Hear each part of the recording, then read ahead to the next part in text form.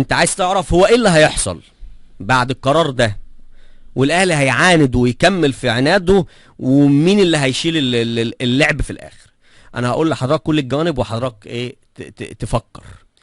الاهلي اقوى من الكل، ما ينفعش يطلع بره السبوبه. الاهلي لو عاند كل بيطاطي وبيرضخ. هقول لك تعالى اقول لك كده دلائل بسيطه خالص. امبارح قبل الماتش بحوالي اقل من ساعه اتحاد الكرة بيتكلم لو لاحظت في الماتش هتلاقي في واحد ماسك تليفوناته وعمال يرن. اتحاد الكرة بيتكلم بيكلم حسين لبيب، بيقول له ايه؟ بيقول له ينفع نأجل الماتش ساعة لان في طقم تحكيم حالا جاي من السعودية اقرب بلد، اقرب خطوط جوية ليك. هو يا دوب الطيارة بتعدي البحر يعني 2.5 ساعة تقريبا، 3 ساعات يكونوا في الاستاد. جميل.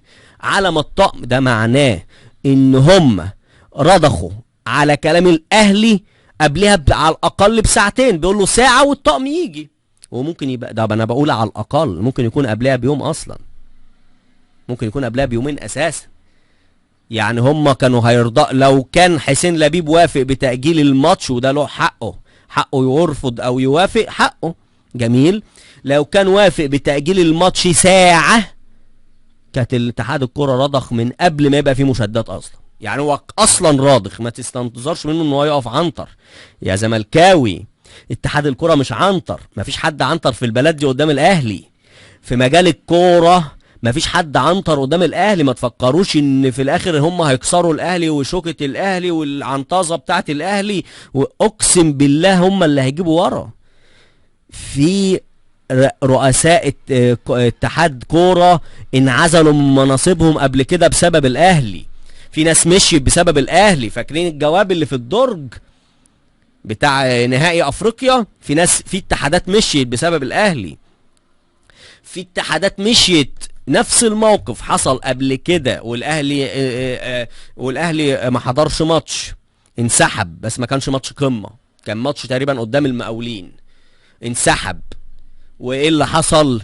الاهلي قال لك مش هكمل، وفي الاخر ايه؟ الاتحاد الكرة مشي، ووزير الشباب والرياضة مشي. الاهلي هو اللي بيقعد في الاخر. دي افراد، دول شوية اشخاص، اسماء مش اكتر. هنمشيه ونجيب غيره. ما اعرفش اسمه ايه بتاع اتحاد الكوره ولا شباب والرياضه، مجرد اسمه حاجه صبحي ولا ايا كان اسمه. جميل. مشي فلان وهات اسم تاني، ولا اي حاجه حصلت، عادي. لكن الاهلي ما ينفعش يمشي، ما ينفعش يهبط. لو فضل في عناده الخطيب قوته ايا كان، مش الخطيب كشخص، مش اسمه، كصفته. رئيس نادي الاهلي من ايام صالح سليم له قوة في الدولة دي، له سلطة، له نفوذ، كلمته عالية في الدولة. عنده جمهور اصلا طائع راضخ، مش زي جمهور الزمالك، ودي نقطة هنتكلم فيها. جمهور اهلي لو رئيس نادي الاهلي قال له ارجم امك هيرجمها. ده عنده شعب مش جمهور. الجمهور الاهلي مش جمهور، ده شعب حرفيا. ده شعب بيطيع رئيسه اكتر من اي شعب في العالم بيطيع رئيسه. ده طعم ياء شمال يمين، ما فيهاش عمره ما بيغلط رئيسه، حتى لو غلطان ما بيغلطوش. بص اجيب لك حاجات بالهبل. جمهور الاهلي مش جمهور، مش اولا جمهور عدد ضخم جدا، اكبر جمهور عربي. ثانيا جمهور الاهلي جمهور، بص والله محظوظ النادي اللي عنده جمهور زي ده. جمهور اعمل نفذ. ما تعالى على عكس جمهور الزمالك. ممكن جمهور الزمالك شتم مرتضى منصور وحسين لبيب وعادي خالص، بيبقى عنده جمهور. ده جمهور الزمالك رأيه من دماغه، صوته من دماغه. جمهور الاهلي لا، جمهور الاهلي بيعشق حاجة اسمها الاهلي، ورئيس الاهلي عنده مكانة مقدسة ايا كان مين هو، ايا كان اسمه.